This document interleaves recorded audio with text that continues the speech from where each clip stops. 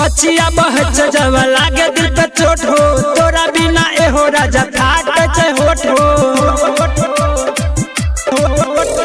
बचिया बहच जब लागे दिल पे चोट हो, तोरा बिना एहो राजा फाट होठ हो। दूर रह के हमरा किया दैछा साजा, दूर रह के हमरा किया दैछा साजा। सरदी में सैया बेदर्दी राजाई बन के घर आजा एहो।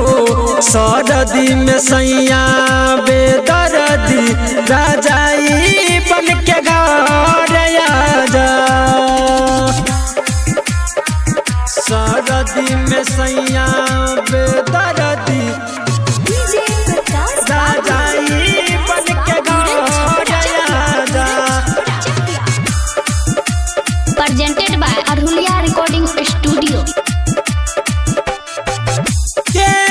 के कटतै पियबू बोल न ठंड हो, होई छै जवानी अकेले तकियो में झंड हो।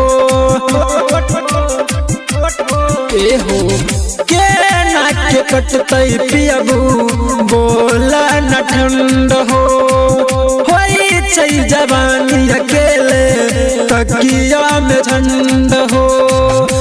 कि जते ओइसे मुरझाई मर जवानी ताजा, कि जते ओइसे मुरझाई मर जवानी ताजा। सरदी में सैया बेदर्दी राजाई बन के घर आजा एहो। सरदी में सैया बेदर्दी राजाई बन के घर आजा।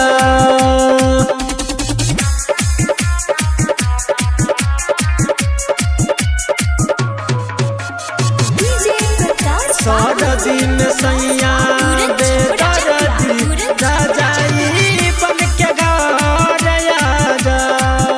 presented by Arhulia Recording Studio।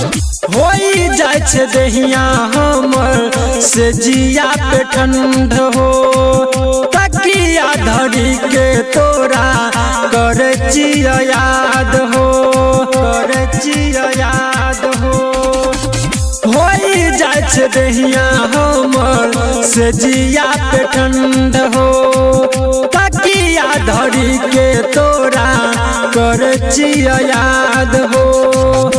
क्यों बड़ी कस नजरिया लेके होतई माजा, कि राइटर विजय बाबू लेके होतई माजा। सरदी में सैया बेदर्दी राजाई बन के घर